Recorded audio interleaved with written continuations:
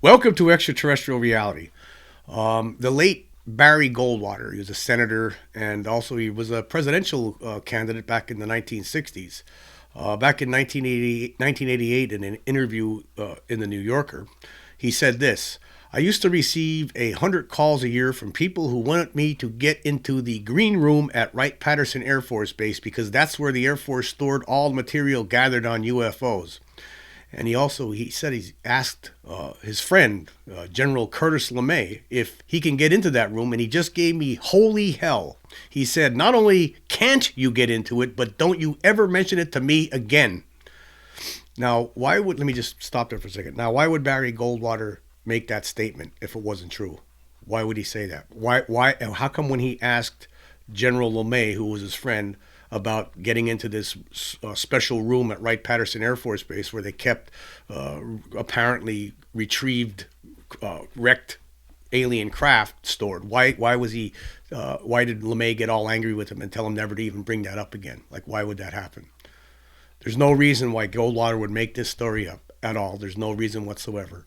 And there's no reason, and there's only one reason why LeMay would say what he said. I mean, obviously he said it because there was something to it. If there was nothing to it, he said, oh, you're crazy. There's nothing like that at all here. Instead, no, he got mad. Don't you ever mention that to me again.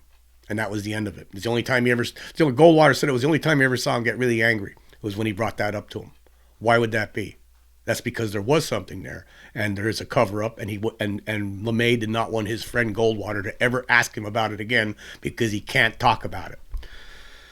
And anyway, he went on to say, this is what Goldwater went on to say: now, with the millions of planets that we know are up there, it's hard for me to believe that ours is the only one that has things that can think walking around on it. So when people tell me they've seen UFOs, I don't say they haven't.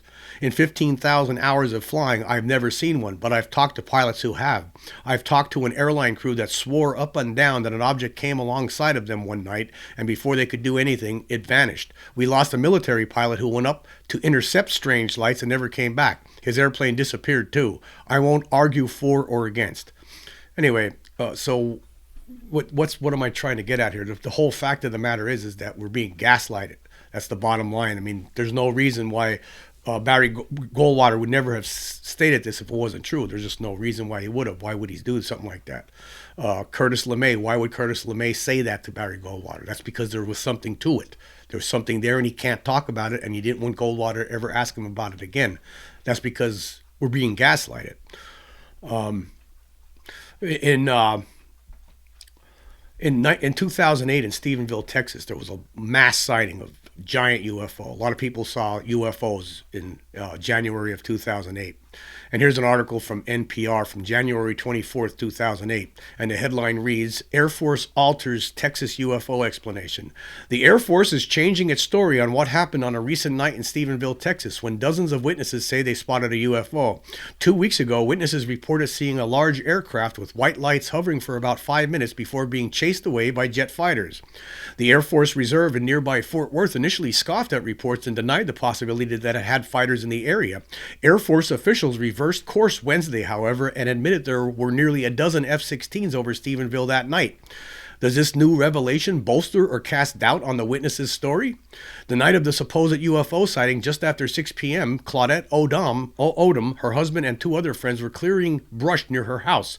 They were standing on top of a hill with visibility that extended more than 20 miles in every direction. From out of the west, Odom saw an object approach in the darkness. I've never seen anything that fast. Maybe a rocket or a missile or something, she says. Odom says they watched in wonder as the aircraft approached Stephenville and then silently hovered outside the outskirts of town. The lights flickered, then went solid, shaping into a massive arch, she says, before forming a single bright vertical line that split into 2. They were extremely, extremely bright, like an arc on a welder. They were that sharp, Odom says. As they watched the object hover in place, they were startled by the explosive sound of 2 F-16s screaming directly over the hill at low altitude, heading toward the UFO, she recalls. Whether there were military jets in the area that night was the first substantive doubt that was cast on the UFO witnesses' credibility.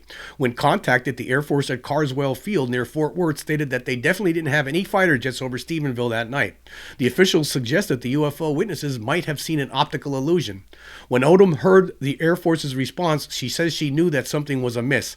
I don't know what they're trying to cover up. We saw what we saw. I knew they were fighter jets, she says. Now, 2 weeks later, in a plot line that's out of the X-Files, Air Force officials are saying that there was a communications error. They concede that they had F-16s flying over Stephenville, Texas on the evening of January 8th. Major Carl Lewis attributes the change in response to an internal communications mistake. There was an error that was reported and we corrected that error as soon as possible, he says. Okay, let me just stop there. I'm trying to point out here something. You see how they lie. They see how they lied to these people. They got gaslighted. The people in Stephenville and Dublin area in Texas back in 2008 were getting gaslighted by the Air Force, and that's what happened. There's just no question about it. They lied. They said first they're saying no, we didn't have any jets. Then they're saying they had jets, and then people made a mistake, and that's what they really saw. That's all they saw. That's what they were trying to do. So, again, we're being gaslit. Now, one of the people, in January of 2008, when all these people witnessed, at least a dozen witnesses saw these UFOs, there was another guy. His name was Ricky Sorrells. He came forth then. He said, but he saw something in late December of 2007, and here's what he says. He said that he was going hunting in the woods, and I've talked about this story before. He said, and he was in the woods right out near his house, but it's suddenly gone dark as if heavy clouds had rushed overhead, according to his narrative to a researcher. Yet the truth is, there was nothing but a sole massive object covering the entire area. So he's out there in the woods. He looks up. There's like a shadow. He sees like clouds coming over. He looks up, and there's a giant craft. Anyway, it says here, Ricky apparently couldn't even determine the shape or size of this floating entity since it was so big, only to then be utterly shocked by it having no bolts, rivets, or connections. It was seamless. He'd actually used the scope of his rifle to get a better look at this silver metallic thing to satisfy his curiosity, but he was unaware that he'd find anything like an insect or mantis inside of it. Apparently, this was something that he told other people, that he actually saw creatures inside of that looked like a praying mantis looking down at him. That's when he did briefly consider pulling the trigger before thinking better, just for it to then take off at such high speed he was left dumbfounded, especially as it made no noise or affected the wind. Yeah, it took off at a 45-degree angle and just was gone at an incredible speed. Ricky was admittedly laughed off when he initially confided in some close friends, yet he still chose to come forward upon reading several similar accounts in the paper following January 2008. And here's a direct quote. He says this: "You hear about Big Bass or Big Bucking area, but this is a different deal. It feels good to hear that other people saw something because that means I'm not crazy." But then came the alleged harassment in the form of strangers approaching his home, military-grade bullets being left behind in his car, and helicopters flying over his estate, driving him to stop being vocal regarding this entire eerie phenomenon altogether. Yeah, I just want to point out that, last year, and I've talked about this, there was a documentary. Steven Spielberg produced it. It was called Encounters. It was on Netflix, and Ricky declined to comment for that show, but they did have a lot of his previous comments that he made on TV in that episode, but he wouldn't do it this time. But yeah, he was harassed and threatened. Why? Why were people harassing him from the military? Why? Because he was telling people, the newspapers, what he saw? Is that what it was? I think that's what it was. We're being gaslighted. That's what it is. General Nathan Twining, he's in September of 1947, he sent a memo to Brigadier General George Shulgin, who wanted to get Shulgin wanted some answers about what's going on with these flying saucers. And I'm sure you heard this before, but I just want to point it out again. It's important. Twining wrote to him, it is the opinion that the phenomenon is something real and not visionary or fictitious. There are objects probably approximating the shape of a disc of such appreciable size as to appear to be as large as man-made aircraft. There is a possibility that some of the incidents may be caused by natural phenomena such as meteors. The reported operating characteristics such as extreme rates of climb, maneuverability, particularly in roll, and motion, which must be considered evasive when sighted or contacted by friendly aircraft and radar, lend belief to the possibility that some of the objects are controlled either manually, automatically, or remotely. The apparent description is as follows: metallic or light reflecting surface, absence of trail, circular or elliptical in shape, flat on bottom and domed on top. Several reports of well-kept formation flights varying from 3 to 9 objects. Normally no associated sound, except in 3 instances a substantial rumbling roar was noted. Level flight speeds normally above 300 knots are estimated. And there's more to that memo, but I just want to point that out. Even though that memo was determined secret at the time, it wasn't made public until decades later. And now we have it, and that was something that just General Nathan Twining was saying to Brigadier General George Shulgin back in 1947 in a memo. Now, why would he say that if it wasn't true? Why would he make it up? He was saying that the phenomenon is real and something that's not visionary or fictitious. That's because it is real. It's always been real. It's been real since we started realizing, since people started seeing them on a regular basis in 1947. But because we're being gaslighted, we don't know this. If you go to Wikipedia, on the Wikipedia, on any topic on UFOs, in a lot of cases, for instance, here's the case of the 1986 incident involving Japan Airlines cargo flight 1628. If you read about this case, this involved Captain Kenji Terayuchi. You probably heard about this story before. We saw UFOs, a couple of UFOs, and then a gigantic mothership type UFO near their cargo plane. And he was talking to the air traffic controller at the time, and it was a big deal back then. It was all over the news. People were talking about this. But if you read the Wikipedia article on this, it's incomplete. And it's incomplete because there is an organization, Guerrilla Skepticism, on Wikipedia. It's something you're going to be hearing about a lot in the coming weeks.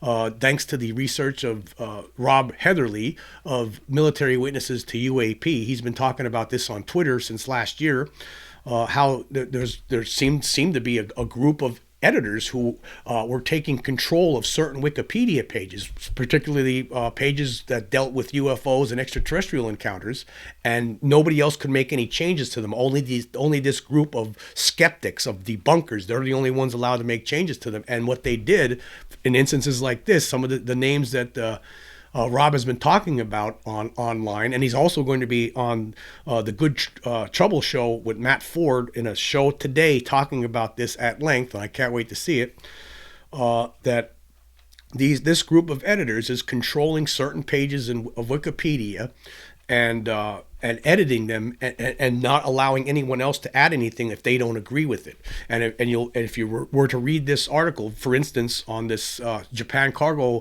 flight 1628 incident, you're going to find that it's incomplete. The whole story is not here. But what you do get instead, they provide an explanation. The explanation is from debunkers. It's what the debunkers think. That's it. It says that they have some comments here from the late Philip Klass. As everyone knows, Philip Klass was a big-time debunker. He was a liar, total idiot, moron. Didn't like this, came up with excuses for everything, even regardless of how ridiculous he sounded.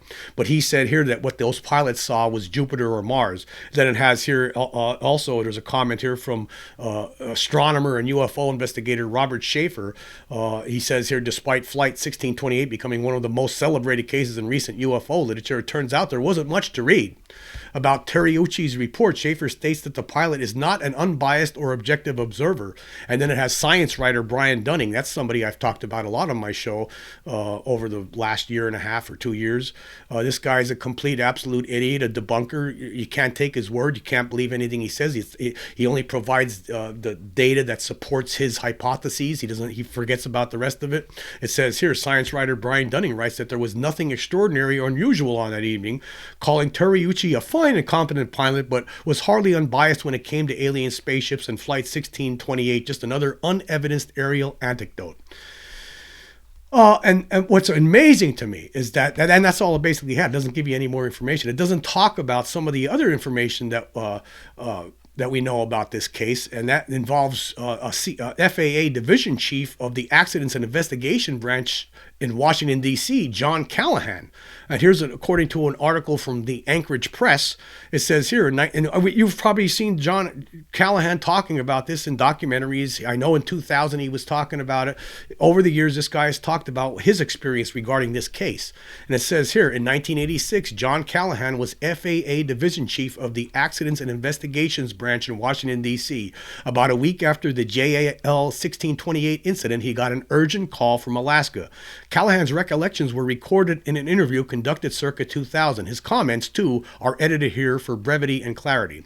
And here's what his comments are. It says, "I forgot who it was that called, but he says, we got a problem here. I don't know what to tell the media. The whole FAA office is full of the media from Alaska." And then Callahan asked, "What's the problem?" And this guy says, "It's that UFO." I said, "What UFO?" He says, "Well, last week we had a UFO chase a 747 across the skies up here for about 30 minutes or so." So Callahan told him to get all that data together. I wanted all the civilian and military discs that they had and all the tapes that they had available and flown overnight to the tech center where I'm sitting. The military refused to send their tapes, but he got everything Anchorage Traffic Control had. We told him that we wanted this room set up to be just like it was at Anchorage. And we wanted all that data to come to this scope radar monitor, and we want to see everything the controller has seen. We want to hear everything he heard, and we wanted it all tied together, the radar, the digital radar, and the sound. When Callahan played the tapes, he heard a three-way conversation between Anchorage Air Traffic Control, Elmendorf's NORAD Regional Operations Control Center, and Captain Terryuchi of JAL 1628. He also played a tape of the ATC radar sightings on a scope. Anchorage Air Traffic Control didn't see the UFOs on their radar, but based on their conversation, the military were clearly tracking the UFOs, Callahan explained. The military controller has what they call height-finding radar, and they have long-range radar and short-range radar. So if they don't catch it on one of their systems, they catch it on the other. Ours wouldn't record it. Details reported by the military controller indicated that the UFOs were traveling thousands of miles per hour as they maneuvered in the airspace around the 747. The military controller had one other surprise finding. Near the end of the incident, a United Airlines flight was diverted to observe the JAL flight. By then, Captain Terryuchi no longer saw the huge UFO, and the United pilot did not see it either. Unbeknownst to both of them, the military radar clearly indicated that the UFO had tucked in and out of sight behind the United flight and had begun following it. After sitting through the presentation, Callahan's boss turned to him and said, "Don't talk to anybody until I give you the okay." The next day, his boss set up a briefing. According to Callahan, "I brought all the people from the tech center. We went upstairs, we had all kinds of boxes of data, and we handed them printouts. It filled up the room. They brought in 3 people from the FBI, 3 people from the CIA, and 3 people from Reagan's scientific study team, and I don't know who the rest of the people were, but they were all excited." Callahan and his staff showed the assemblage everything they had and answered a lot of technical questions. When they got done, they actually swore all these other guys into, "This never took place. We never had this meeting, and this was never recorded." This was one of the guys from the CIA. I asked them at the time, "I don't know why you're saying this. I mean, if there was something there, and if it's not the then in development stealth bomber, then you know it's a UFO. And if it's a UFO, why wouldn't you want the people to know?" And this guy from the CIA said if they come out and told the American public that they ran into a UFO out there, it would cause panic across the country. So therefore, we can't talk about it, and we're taking all this data. And they did take the data, but Callahan kept copies of everything in his office. And when they asked me about what I thought, I told them that it looked like we had a UFO that was up there. As far as I was concerned, Reagan's science team were the ones that verified my own thoughts about it. They were very, very excited about the data. They had said at that time that this was the only time, and they had used the words a UFO ever was recorded on radar for any length of time. And then the epilogue to the story was within months of the incident, Captain Terryuchi was banished to a desk job because he had, quote, embarrassed, end quote, the company. He was fully reinstated a few years later. John Callahan retired from the FAA, became an industry consultant, and periodically recounted the true story of JAL Flight 1628. However, now, when you go to the Wikipedia page, there's nothing on there about this guy, about Callahan, about what he said. In fact, instead what you get, they don't talk about the military radar. They don't talk about that at all. They says it just wasn't on radar.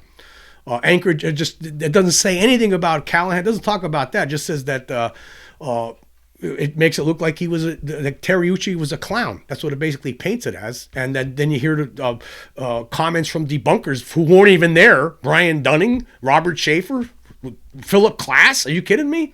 And there's nothing here from the guy who was working for the FAA that came out and said all this stuff. And that's not included in this article on Wikipedia. There's a lot of articles on Wikipedia about UFOs and extraterrestrials that are under the control of this cabal of skeptical debunking editors who don't want the true story, the full story to be out. They only want their side of the story to come out, what they think, because they don't believe in this stuff and they don't like it. I mean, you read this, it says here, it makes it look like that Terryuchi was a complete idiot. Astronomer, and it says here in the first paragraph about this, is astronomers and investigators have determined that Terryuchi probably mistook the planets Jupiter and Mars as UFOs. Astronomers and who? One person said that. It was Philip Klass, who we know is a liar. That guy, we couldn't trust. You can't trust that guy. It says contradictions between the three-person crew as well as contradictions between the transcripts and later interviews with Terryuchi have cast doubt that anything unusual happened. That again, that's all made up bogusness. There was some small little differences between the original discussion about this and later interviews, but it was nothing major. But Klass made a big deal out of this, trying to debunk it. He really couldn't. But here we have it. Look at this. This was almost like it was written by Philip Klass. Like he came out of the grave and put this article together for Wikipedia. But again, like I was pointing out, if you look at the people who have edited this post over the years, there's these different names here, and these are names that Rob Heatherly has pointed out. Some of the names: a person named Lucky Louie. Of course, these are fake, phony names.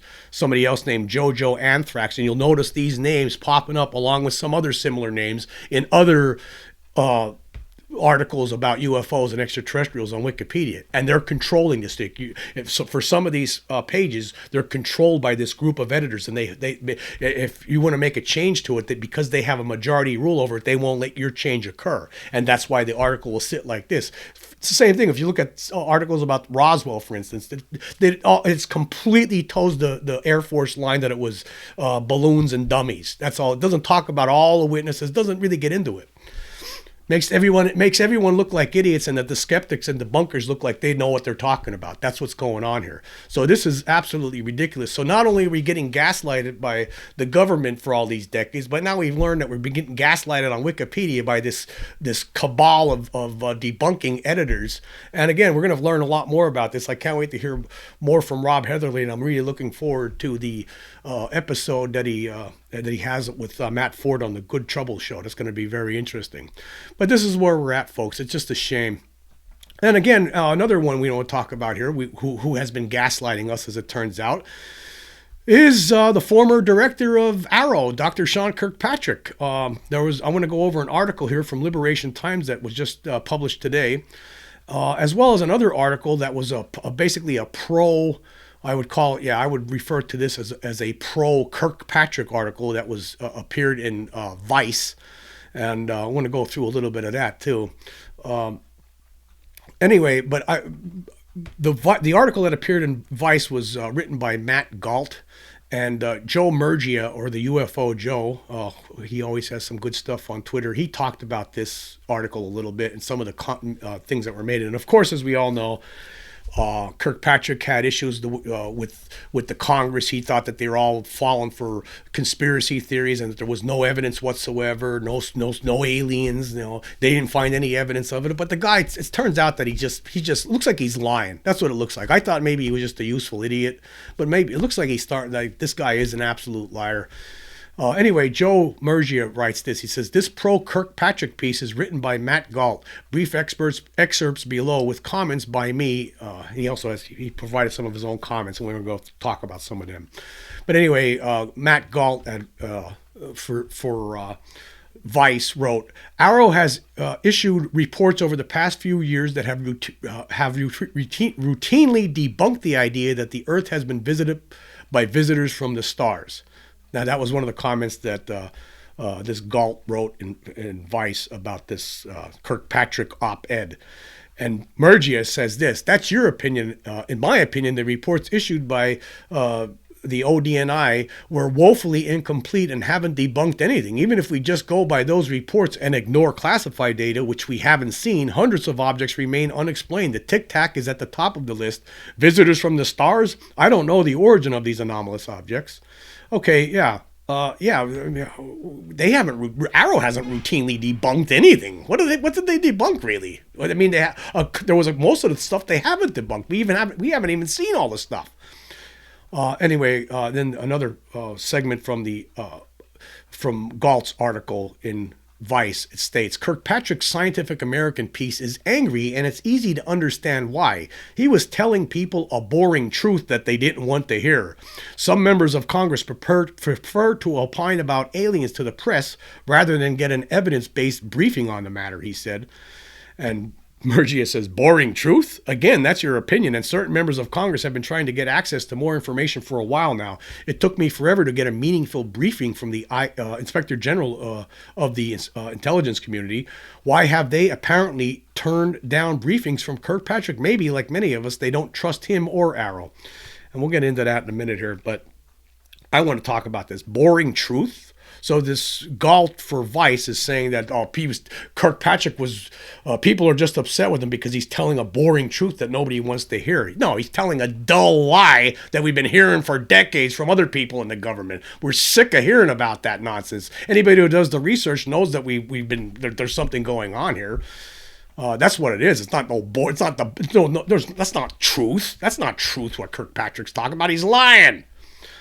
Anyway, Murgia also says this. My source had some views on Kirkpatrick's op-ed, the man himself and related matters. And so this is somebody that he doesn't give Murgia doesn't give the name, but this is one of his sources here. He says Kirkpatrick was on the job at Arrow for only 17 months, so that doesn't make him an expert on UAPs compared to the decades spent by scientists like Jacques Vallée, Alan Hynek, etc., etc. Kirkpatrick quotes Sagan's extraordinary claims assertion. Yeah, Kirkpatrick in his op-ed wrote that, I talked about that in the previous podcast. He talked about how, extraordinary claims require extraordinary evidence. It seems like debunkers love that one. They always like to, hang their hat on Sagan's extraordinary claims assertion. But Murgia's source here says laypersons, some publicly prominent scientists and some not so prominent scientists don't even realize that this assertion is not even written in the established scientific method. It's an ad hoc slogan that Sagan used to impose his own confirmation bias and attack the credibility of anomalous phenomenon topics that Sagan deemed to be unworthy of scientific inquiry. Yeah, like I'm so sick of hearing about Carl Sagan's name brought up every time we talk about UFOs. The guy was a debunker. I don't care, some people look at this guy like he's some great person in the past. I don't. I look at him as somebody who closed his eyes and closed his mind to things that were happening, and he pretended that there was nothing to it. Pretended that there was no evidence to even look at. And that's who I see Sagan as. I don't like Sagan. I don't like him at all. But anyway, I'll leave this post here so you can check it out for yourself. But there was an article that appeared in Liberation Times today, and the headline reads, Former UFO Office Director's Opinions Draw Scrutiny and Impartiality on Investigation Handling. And it says, this is by Christopher Sharp, who does a great job with this stuff. I've talked about him many times on this show. He says here, a recent opinion article written by Kirkpatrick has prompted concerns regarding the impartiality and handling of the office under his leadership. In the article published in Scientific American, Kirkpatrick took swipes at whistleblowers under threat from reprisals and current members of Congress currently investigating UAP. Kirkpatrick, referring to former senior intelligence official and UAP whistleblower David Grush, wrote, our efforts were ultimately overwhelmed by sensational but unsupported claims that ignored contradictory evidence, yet captured the attention of policymakers and the public, driving legislative battles and dominating the public narrative. For one thing, right? If these claims are all unsupported, then why was the military-industrial complex and the Pentagon so upset, so concerned about the UAP Act, the UAP Disclosure Act that the Congress tried to pass? How come they were so upset? How come they got their puppets in the House to kill it? Why did they do that? If there was nothing to this, they would have allowed that stuff to pass. But they didn't, because there is something to it. They don't want people meddling in this stuff. They don't want people to know the truth. That's what it's all about. Anyway, it says Kirkpatrick in October 2023 admitted that as director, he had not spoken to Grush about the allegations, casting doubt over his position to know whether they are unsupported. Grush has lodged an official complaint with Thomas Monheim, the Intelligence Community's Inspector General, addressing UAP programs and the reprisals he endured. The complaint has been recognized as both credible and urgent. And that complaint, by the way, was lodged in May 2022, almost 2 months before Arrow was stood up. Liberation Times has learned that first-hand witnesses to retrieval and reverse engineering programs relating to non-human materials have supported Grush's allegations, and so have other governmental sources which were not associated with previous UAP programs referenced by Kirkpatrick in his article. Speaking to Liberation Times, Grush confirmed that he did decide to approach Arrow staff, but held reservations regarding the way information was handled.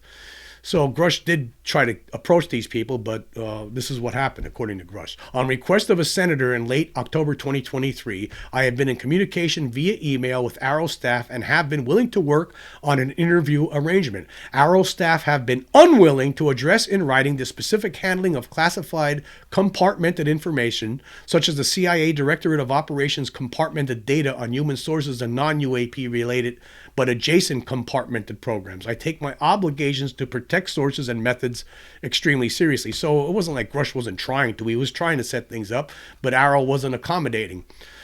Anyway, the article continues. It says, earlier this month, members of the House Oversight Committee met with Monheim to discuss the Inspector General investigation relating to Grush's allegations. Those who attended did not leave the meeting feeling like Grush's claims were not supported. Representative Jared Moskowitz stated on Twitter X, based on what we heard, many of Grush's claims have merit. Dr. Kirkpatrick in his article seemed to discourage members of Congress from investigating whistleblower allegations. And this is what he wrote. The result of this whirlwind of tall tales, fabrication, and secondhand or third-hand retellings of the same was a social media frenzy and a significant amount of congressional and executive time and energy spent on investigating these so-called claims, as if we didn't have anything better to do. So that was his comment, as we all know. But Sharp writes this. This comes after key mechanisms for the disclosure of UAP-related information and materials were removed from the UAP Disclosure Act of 2023, proposed by Senate Leader Chuck Schumer and Senator Mike Rounds, following alleged hostility from senior Republicans, including House Intel Chair Mike Turner. Kirkpatrick has again and again underlined the importance of evidence. However, by seemingly discouraging investigations by Congress and the executive branch, and following the hollowing of the UAP Disclosure Act, producing evidence becomes almost impossible.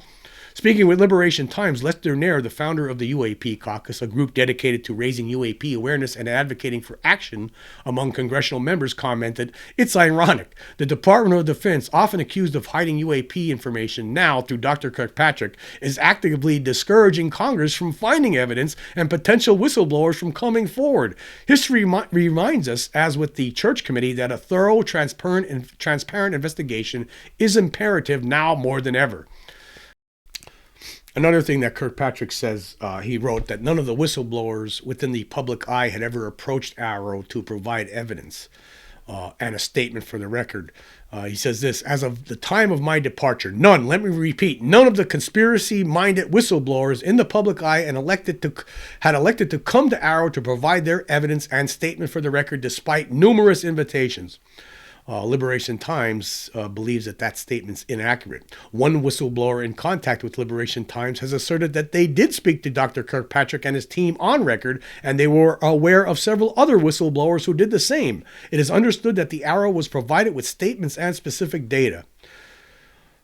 So this guy's, we're being gaslighted. This guy's just coming right out in the public, writing articles like this, writing op-eds, Kirkpatrick, just outright lying about stuff, saying these whistleblowers didn't even come to Arrow. And here we have some of them telling Liberation Times, yes, we did.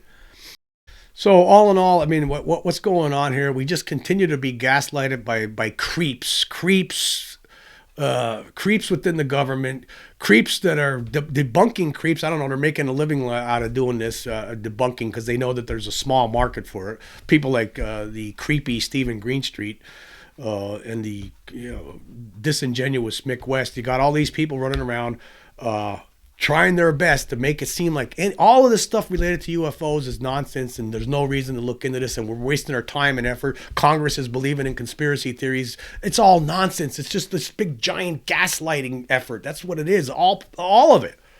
I mean, the whole problem for me is like, I mean, in the position that I'm in, right, for somebody who has seen these things, experienced them, right, with my own eyes, experienced it, right, I know for a fact that these things are here, right, and I know that the government has to know about this. They have to know that there's no question about it. I mean, look at all the people all over the years. I mean, you have all these whistleblowers stepping forward, but yet we're still being slapped across the face with these lies and this obfuscation and this phony parallel scenarios that they've created to pretend that there's nothing to this. It's so ridiculous. It's so maddening. But it's just a constant gaslighting affair. It doesn't seem like it's any end in sight to this. I don't know. I'm just tired of it. But I'll tell you what. This Wikipedia stuff really has me upset. And I mean, I had a feeling, that there's something funny was going on. I couldn't understand. Like, how come when I'm looking at stories about Roswell on here, it's totally incomplete. There's not, it seemed like a lot of these UFO articles were one-sided. And now we find out that they are, by design, one-sided, and that there's this group of debunkers out there that are controlling this narrative. And that's not right. That is not right. I don't care what these people believe. I mean, they don't consider, there is evidence for this, Ro. There's physical trace evidence. There's the video evidence. There's film evidence. There's all the witness testimony over decades. And they're going to make it seem like on Wikipedia that it's all nonsense and there's no evidence to this whatsoever. Because they're ignoring it and they're only putting in the data that they agree with, that supports their hypothesis that there's nothing to it. And they're controlling some of these Wikipedia pages. That has to change. That Wikipedia is one of the first places that anybody goes to when they want to learn about something. And that's a shame that we're putting up with this, that we've been dealing with this for a long time, that they've been shoveling out this disinformation, misinforming the public, not giving them the both sides of the argument here. And they're controlling this just because they don't like it. They don't want to believe in that stuff. Well, you can't pretend that reality is not reality. That's what they're doing, because I know for a fact that there's something here, because I've seen it with my own eyes. Like I've talked about a million times, and I'll probably say it a million more times as time goes on. But it's very upsetting. But anyway, one more thing I want to do. I just want to go over the most recent poll I did on Spotify, and it was about Kirkpatrick. It was for the episode, Former Arrow Boss Kirkpatrick Shows Contempt for UFO Community in Bitter Op-Ed. I asked this question: is Dr. Sean Kirkpatrick an uninformed government stooge, or does he know the full truth about the ET presence and is simply lying? 78 votes so far. 34 people, or 43.6%, say he's a stooge, and 44 people, or 56.4%, say he's lying. You know what? I should have had a third choice on there. I should have said lying stooge. I think that's what he is. I think he's a lying stooge. I agree with both of those right there. I agree with the minority and majority on there. I'm going to say Kirkpatrick is a lying stooge. That's what he is. A lying stooge. Because he doesn't want to investigate this. Oh, we never uncovered any records. Like, okay, yeah, they're going to hand you the records. Oh, here's all the records on Roswell, Sean. Check it out. Now you know the truth. Yeah, see? No, they're not going to hand him the records. They're not going to give him the records. He knows this. He knows this. There's no way that Congress, all these people in Congress from both sides of the aisle, wouldn't be doing the stuff that they're doing if they didn't know a lot more from things that they learn in these closed hearings, these closed briefings. They've been learning some stuff. They've been hearing from some whistleblowers. They know that there's something going on. Well, with regard to this, they've heard enough, and that's why you wouldn't see people like Chuck Schumer or Mike Rounds in the Senate pushing that UAP Disclosure Act. You wouldn't have seen something like that. But yeah, we were just being gaslighted. It's every which way but loose. It's just ridiculous. It's absurd, and I'm tired of it. I'm really tired of it. Anyway, I want to say thank you all for joining me. Until next time.